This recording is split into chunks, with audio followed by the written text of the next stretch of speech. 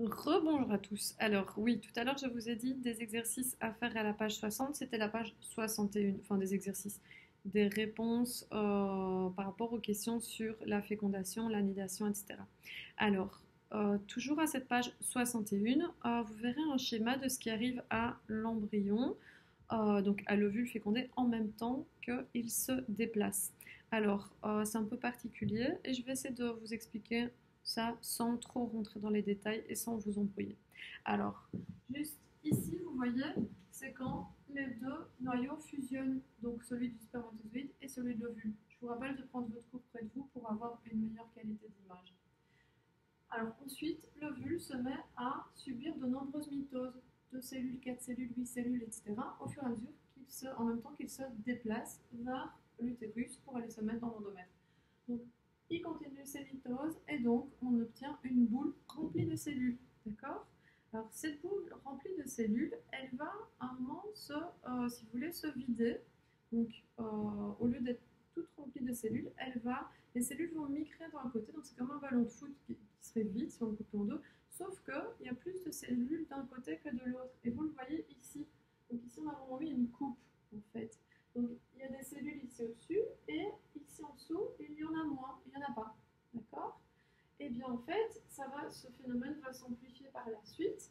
D'accord? Donc, on a une couche de cellules tout autour et on a une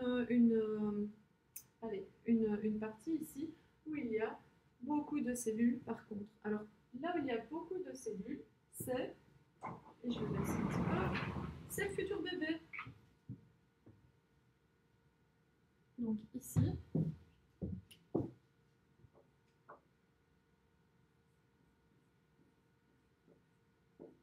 on a le futur bébé. Alors qu'ici, là où il n'y a pas de cellules, d'accord, là ici, c'est ce qu'on appelle la cavité amniotique.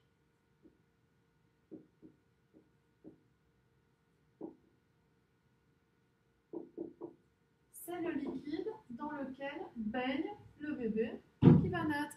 Alors, cette cavité amniotique contient du liquide, le liquide amniotique. Alors, quand une femme accouche, eh bien, on dit qu'elle perd les os, O-E-A-U-X, eh bien, en fait, c'est ce liquide amniotique qu'elle perd.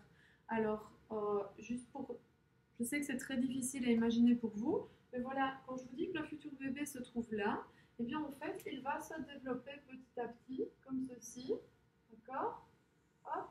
Au début, ce n'est qu'un espèce de petit haricot, on va dire ça comme ça, avec un œil, avec des bras qui vont se développer, des jambes, etc., etc. J'espère que vous voyez quelque chose à ce que je suis en train de dessiner, sinon je vais rapprocher le PC. Voilà, hop. Venez avec moi, on va faire un petit tour. Hop. Voilà. Donc, le futur bébé se trouve là au-dessus, d'accord? Et là, on a la cavité amniotique. Je ne serai pas une bonne présentatrice de météo, je crois. Et alors ici, donc, je vous dis, on a toujours notre futur bébé. Vous pouvez peut-être l'indiquer dans vos cours quand même en plus. Et la cavité amniotique dans laquelle il baigne. Donc, le liquide amniotique, c'est simplement pour lui assurer une protection, évidemment, par rapport au choc, etc., que pourrait avoir la maman. D'accord?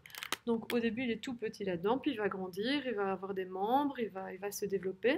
Et d'ailleurs, je vais vous laisser lire vous-même les pages suivantes concernant le développement du fœtus, de l'embryon d'abord, et puis du fœtus par la suite. Alors, juste une petite remarque, pourquoi est-ce qu'on parle d'embryon et de fœtus? Pourquoi est-ce qu'on fait la distinction entre les deux? Eh bien parce que on pense ou on pensait, enfin peu importe, que l'embryon n'a pas d'âme, pas d'esprit, tandis que le fœtus est déjà un être vivant. Donc on considère ou on considérait que pendant 2 mois, on parle d'embryon, puis ensuite on parle de fœtus. Voilà. J'espère que vous avez compris ma petite vidéo. N'oubliez pas que l'embryon donc va rentrer dans l'endomètre, donc c'est l'anidation. Et là, il va donner des hormones à la maman, il va donner des signaux, ce qui va changer un petit peu, pas un petit peu, ce qui va changer beaucoup de choses chez la maman. puisqu'elle ne doit plus avoir ses règles, etc. Donc il doit y avoir échange entre le bébé et la maman. Et ça, on va voir par la suite. Voilà, merci de m'avoir écouté et merci de votre attention. Bisous de loin.